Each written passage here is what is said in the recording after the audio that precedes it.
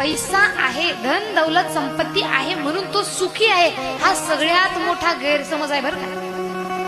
अहो, बंगल्यांमध्ये रडताना लोकांना बघितले आणि फुटपाथवर भिकारी आहे पण रोज हसताना मी त्यांना बघितलेले.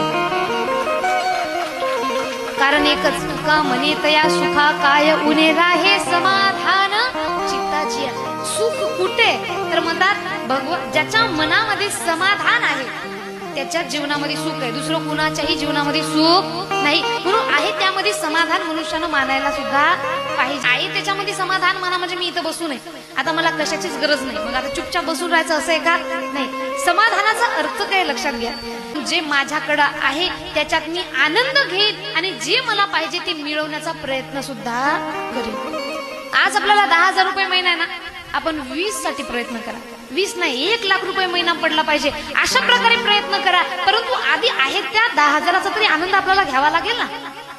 मनुष्याचं कसं झालंय, सारखा पैसा कमवायच्या मागे लागलाय पण पैसा कमावण्यामध्ये एवढा